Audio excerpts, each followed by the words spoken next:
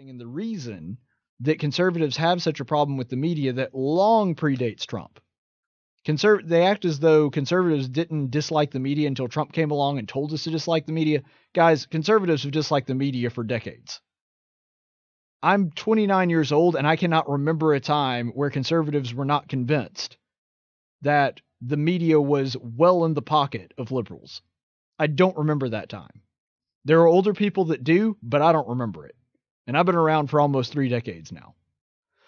So let's take a look at some of this other stuff, because Prager U's Amy Horowitz was on the border. He decided, I don't know what's going on. I want to get a better look into what this is doing. And so he actually goes down to the border, and in a minute that's about 7 minutes long, it tells you more about the border than watching the past 3 weeks of cable news has told you. I mean, Amy Horowitz does some amazing work. Last I heard, he's in Bangladesh or something like that doing some investigative work. And I got to tell you, just a quick promo before we get into the actual clip. Prager U is a great institution. They put together short, easily digestible clips about conservatism, about history. If you want to donate to a good cause, if you want to donate to a conservative cause, that is a great choice, because their goal is to educate younger people and actually give them the facts, give them statistics, give them tools to use in defending their beliefs and understanding the world better.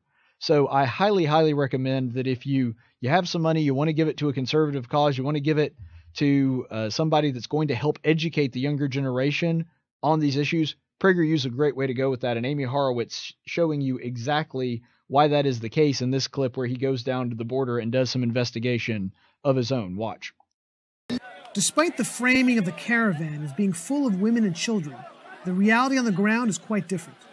Approximately 90 to 95% of the migrants were male.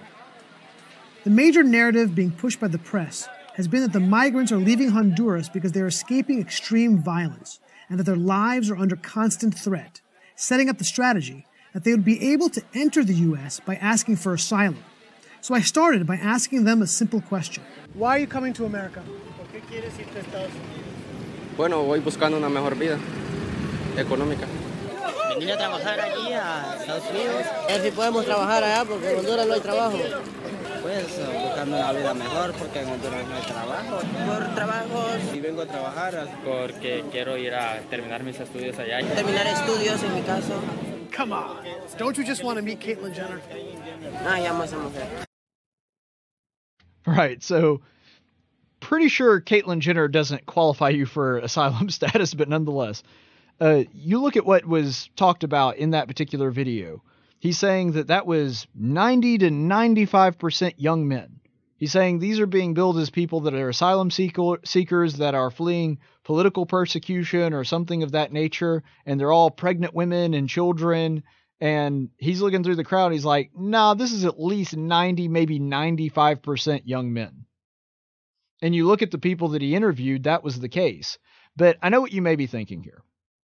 Prager U is they clearly have a political agenda. They're on the conservative side. Dennis Prager is somebody that is a social conservative. And so probably what's happening here is Amy Horowitz, because he does work for Prager University, he's going there and he's kind of skewing it in a certain way to make it look as though it's not really a bunch of pregnant women and children and families. He's really just trying to trick you into thinking that it's a bunch of young men. Well, you might be able to believe that if it were not for this clip that comes via not Prager University, not Breitbart, not The Blaze, not Fox News, MSNBC. Take a look. Because some people look at these images and they listen to the president who says it's not women and children, it's stone cold criminals. So my first question is, you're in that tent camp. Besides that family, give us the profile of who is there mostly and what are they looking for? Because it seems as though, to your point, they don't actually have the necessary information so they know how to cross the border. There could be people yesterday who were running because they thought it was their only chance. Right. And it's very difficult because this has become such a polarizing issue. If we kind of take a walk, you'll be able to see for yourself. Again, this is the inner sanctum of the shelter. So you're going to see a lot of families here, a lot of women and children. But the truth is the majority of the people that are part of this caravan, especially outside, if we can make our way all the way over there, we'll show you the majority of them are men. So when this becomes a polarized political the United States, you have people on one side that point and say there are women and children here, and that is true. And then there are others who point and say these are men that are trying to cross the border, and that's true too. From what we've seen, the majority are actually men, and some of these men have not articulated that need for asylum. Instead, they have talked about, going to the United States for a better life and to find work. Well, there you have it right there. That guy, MSNBC reporter, he just parroted his findings, which are exactly the same as Amy Horowitz. He says, actually, I'm looking through the crowd here, and it's mostly men, and they're not talking about asylum. They're not talking about fleeing some kind of persecution. What they're talking about is they want to find work. They want a better life. They want to build a better life for themselves. That in and of itself is not a bad thing, but it also doesn't make you an asylum seeker. There's nothing wrong with wanting a job. There's nothing wrong with wanting to come to the land of opportunity and go by that process and actually get a job here and build some wealth and build it and give it to your family. There's nothing wrong for that. In fact, I applaud that, but it also doesn't give you the right to seek asylum. If you want to come through the legal way. Apply to actually be accepted into the United States to come to this country and then build a better life for yourself. But these guys are saying, no, we just want to find work. We want to find a better job. And our plan to do so is apparently, based on what we were seeing, to rush the border and try to force their way through that way. And so it's just they're trying to pull the wool over your eyes, which is so sad. They're trying to pull the wool over your eyes and say, no, these are just a bunch of, and they're playing on your emotions, saying these are just a bunch of women and children and families. And like the reporter was saying there, those people are there. That's true. But the vast majority are just young men that want a better job. And while that may be fine in and of itself, it is not in and of itself a qualification for asylum. In fact, just to give you a better idea about this, these are the qualifications, and I'm getting this directly from the government's website. These are the qualifications for asylum. Every year, people come to the United States seeking protection because they have suffered persecution or fear that they will be persecuted due to race, religion, nationality, membership in a particular social group, or political opinion. Those are the 5 things that can qualify you for asylum. Work is not listed amongst them. It's fine that you want to come to a different country and work, but you have to do so through the legal process. Seeking asylum is specifically for those that are under threat of violence, and they have what the legal standard refers to as a reasonable fear. So if you have a reasonable fear that you're going to be attacked or persecuted in your own country, then yeah, come to America, seek asylum. We want to be able to help you. That's a good thing that America does. But we need to look at it as a gift. We need to look at it as generosity because that's what it is. America is under no obligation to take those people. It is something that is offered to them through charity and generosity. But the converse of that is there are people that are trying to abuse the system and they're trying to come in for work. But when they are asked the question, presumably, at the border, well, they'll say, well, I'm seeking asylum. Well, you can't seek asylum and say that the reason for that is work. You just read the qualifications right there. Those are clearly not asylum seekers, and the vast majority of the people in the caravan are not asylum seekers. No matter how many times the left tells you that, you just heard it from their very own mouths. They're not fleeing crime and violence and all this other stuff. They're just looking for a job for themselves, which again, I don't have a problem with somebody doing that, but you need to do it the legal way. And that's the issue that we're running into. I've got no problem with immigration. I have a problem with illegal immigration. It's a fine but important distinction. So let's look about this. Let's ask ourselves the question.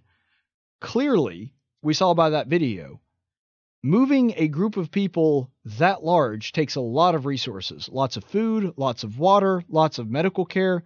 So how are they getting that? Where is that coming from? Well, Amy Horowitz answers that question as well. There's a massive logistical effort underway, akin to moving an army, and is clearly costing someone millions of dollars for the transportation, food, water, medicine, and services that are being provided for the members of the caravan. It's a supply chain that is being delivered by an army of trucks, which are all necessary to keep this enormous group moving forward.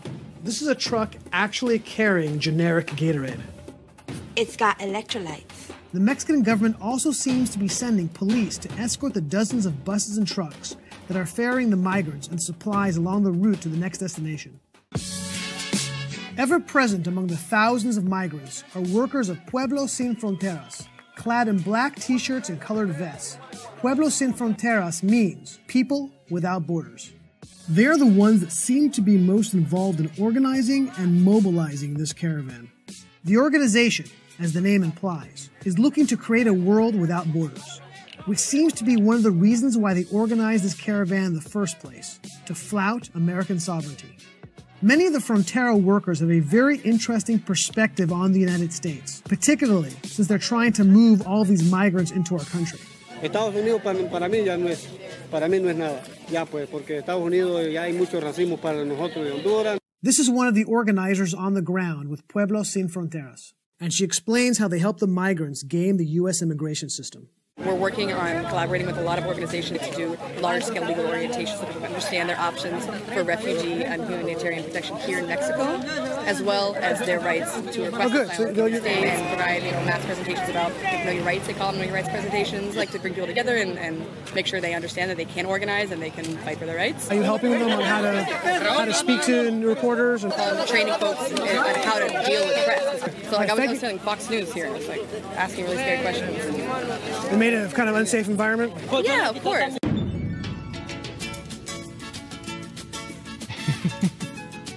How many of you are there? How many from the organization? From hundreds. All right, so there you have it. The Pablo Cifonteres, or however you say it, you can tell that I'm extremely white and don't know any Spanish. Almost flunked Spanish class. But nonetheless, that's the group that is organizing this whole thing. They're putting it together. They're the ones that are helping these people along. And you're also seeing that the Mexican government is offering their assistance, or at least was back then when this was taken a couple weeks ago.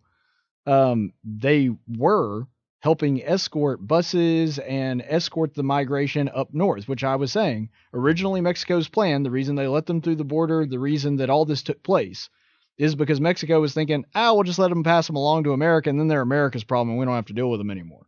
That was the original plan.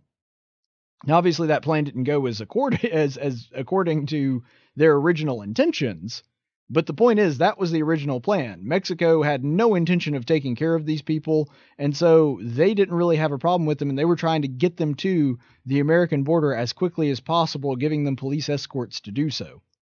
And so you have this collaboration between this activist group, Pueblos Sin Fronteras.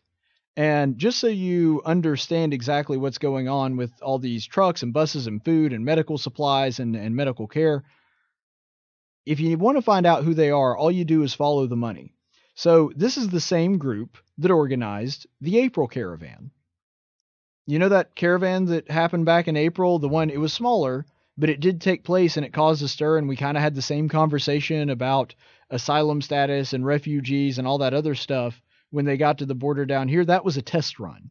The same group that organized that one organized this one. It's the same people. And just to give you a better idea of who they are, BuzzFeed and the New York Times have both reported, hardly conservative outlets, both BuzzFeed and the New York Times have now reported that the guy running this project was a guy named Alex Mincing.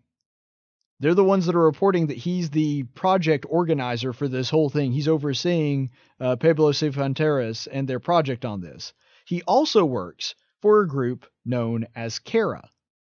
And that's what his actual job is.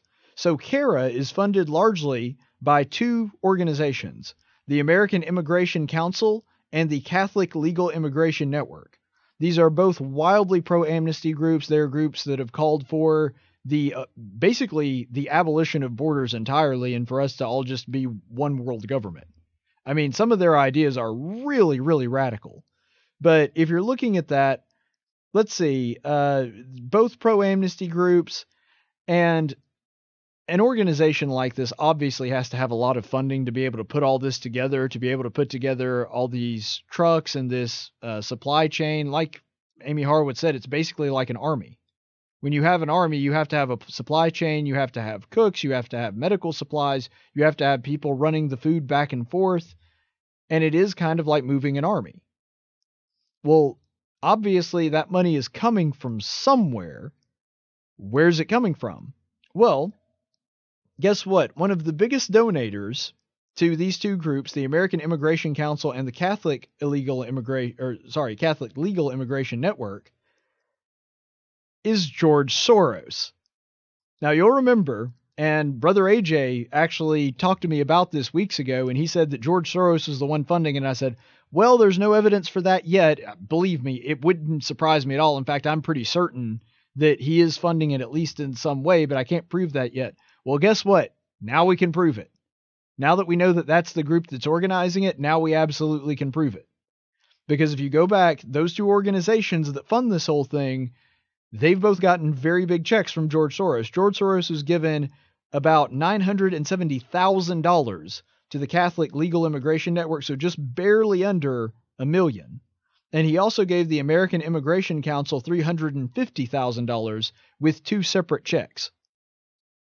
Which means that, yes, the Migrant Caravan is being funded by George Soros.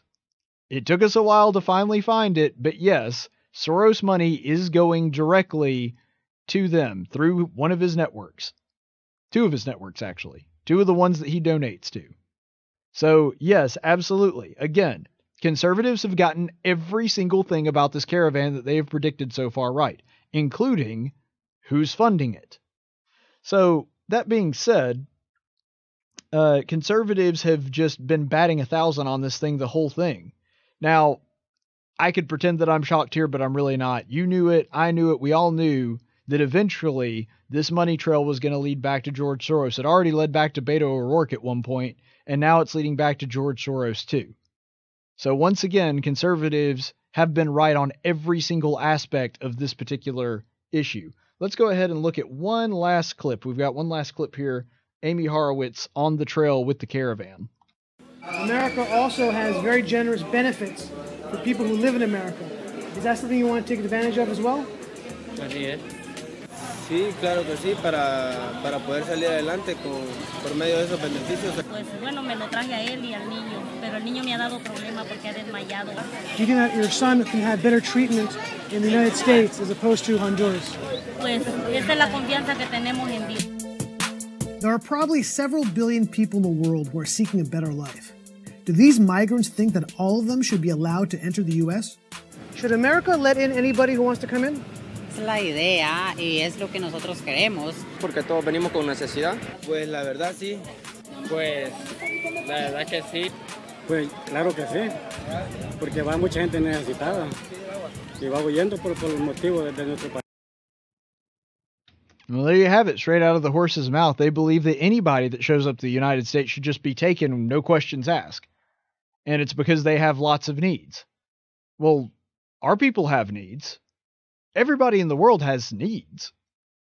And America's a rich country. There are other countries that are poor, but that doesn't mean it's our responsibility to take every poor person from every other country.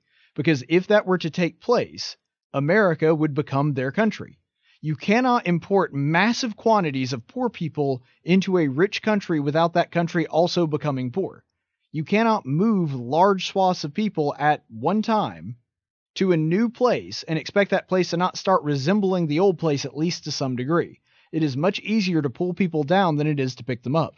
And if you don't believe me, if you think this is just me being harsh, look at Europe. Europe in the past 10 years has really gone downhill because they kept importing massive quantities without regulating, without vetting different people from the Middle East. And you not only had regular migrants that were coming over there and seeking asylum, but you also had asylum seekers from the Syrian civil war, and they were importing large populations of people that didn't share their culture, didn't speak the language, didn't understand their economy and didn't understand how their job market worked and all of that other stuff. And what's happening now? You've got some countries like Switzerland, which had one of the lowest crime rates on earth, has now become the rape capital of Europe. I mean, they've imported crime, they've imported disease. In Germany's case, Germany actually evicted its own citizens in certain apartment complexes to give those homes and to pay for them with the citizens' tax dollars for other refugees. And when you do that, when you inject a large portion of a foreign population into your population all at one time, then it is going to make wherever those people came from, for better or worse, it is going to make your country look more like their country. It's impossible to have it any other way. And so that's the problem that we're running into. America, yes, we have a lot, and we are grateful for that, but we also worked really hard for it. And it is not fair for other people to demand handouts from us just because they have needs. Now, if we give them things, and we do. I mean, we do. We give all kinds of money in foreign aid. We let in a lot of immigrants, a lot of asylum seekers every single year. And so the idea that we're not doing anything is not true either. But even that is generosity. It's something that is given and given freely. We have no obligation or responsibility to solve the world's problems. That is not incumbent upon our government or our people to do so. And so it is not a responsibility that we bear. But I want to go back to, for just a second, these people are basically coming here to reap the benefits of your tax dollars. And that's what I find so distasteful about this. They act as though they are entitled to things that other people have just because you live in a rich country and they don't. And that is not the way that this is supposed to work. But the Department of Homeland Security, as I said earlier in the broadcast, has already confirmed over 600 convicted criminals in the caravan, which also ought to give us pause. You may notice also that there was a woman being interviewed in that particular video who has a 15-year-old son who's special needs. And my heart goes out to her, and absolutely I understand why she would want to come to this country and make a better life. But that same woman, they actually did an interview with her. Epoch Times did an interview with her and her special needs son. And she said that Pueblo Cifuentes has a system where they organize all the people in the caravan to go in groups that they send. So in other words, they assign you a number with groups of 10. And when they call your number, your group is supposed to go forward that day, and your group is supposed to go to the border to seek asylum that day. But the first day they did, where people were rushing the border, they called her number. And they also called the number of that woman whose picture we've seen 80,000 times all over cable news of her and her children running through diapers, which, by the way, she also gave an interview later, and magically her kids had pants in that picture. So seems a miracle to me that that thing looked so insanely staged for a number of reasons. You can look in the background and there's people that are just kind of idly standing around, which if there was tear gas really being shot over them, you'd think that they would, I don't know, move. And you've got two other reporters in the background with tripods and cameras shooting the whole thing. So, I mean, it's just incredibly staged looking. But nonetheless, who in their right mind actually goes up and uses women and children as human shields, which we have had multiple accounts of different news outlets saying that that is exactly what's happening, and border agents saying the same thing, that when they get to the front, the migrants are actually, these young men are pushing women and children to the front, hoping that that will result in them not using tear gas or not trying to deter them. They are using children as human shields. That's just so unconscionable to me. This woman was not doing that. But isn't it amazing that a woman with a 15-year-old special needs son just happened to be in the first group going up there? And you heard the political agenda of the group that is organizing this whole thing. They think that America is nothing, America is racist, and it should be torn down, and that they should be importing these people and we should have open borders. You heard them say that. And so now, isn't it an odd coincidence that a woman with a special needs son just happened to go up there and be there where they were, according to her, going to be doing a demonstration? That's her words coming from this interview. And that she was one of the ones that was called up to go and do that. And according to her, this is what she said. She said it's not voluntary because they tell you if you don't go with them that day, you are not going to get asylum status. I don't think it's a coincidence that a woman with a special needs son just happened to be there the first day. Because believe me, they would have loved nothing more than to get the press of border agents tear gassing a special needs boy, even though they wouldn't have obviously been aiming for him. That's the headline that they were seeking. This whole thing is political theater. This whole thing is staged.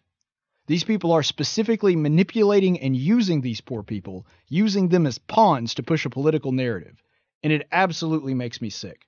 Because I believe there are probably really good people in this caravan. I do. I believe there are probably good people that really do. They've just kind of been bamboozled. They really do want a better life for themselves. Or some of them may actually be worried about something that's going on in their home country. But the point is, these groups that are being funded by guys like Beto O'Rourke and George Soros, they are specifically manipulating these people into doing what they want them to because it fits their political agenda. And that really drives me up a wall. Let's look at an excerpt from this particular interview that she did. But as we were with the caravan, we are forced to. The truth is that we were told that if you didn't go with the caravan, then we were not with them, and you know, since we departed from Honduras, we came with the caravan. So in other words, you do what we tell you to do, or you're out. They were forcing this woman with a special needs kid to go up there the first day with this demonstration that they were doing at the border where they rushed the border fence. She also said, this is later in the interview, what I did yesterday was very risky. This is after the Sunday where they rushed the border fence and the border agent shot tear gas. What we did yesterday was very risky. I wish it won't happen again, she said, and blamed the large number of male migrants who rushed past the Mexican riot police to storm the border. There are people here that only think about themselves. They don't think about the mothers with kids. They think about nothing. I mean, that's a story right out of the mouth of one of the migrants there. She's saying these people that are organizing the caravan, they don't care about us. They're just trying to get done whatever they need done. They're not thinking about this. They had us going up there with a bunch of young teenage boys, essentially. And so you've also got this, Arlen Cruz, who has a 2-year-old. She gave an interview to the same news outlet, the Epoch Times, on Monday. She said, I was told it would be peaceful, normal demonstration just to join in. But then everything went wrong. Nobody said we would cross. They just said it was a demonstration to the bridge and that we would come back. And clearly, that's not what they told other people. So you've got this complete lie that they're running, this racket that they're running to use these people as their political pawns, and it is just absolutely sickening.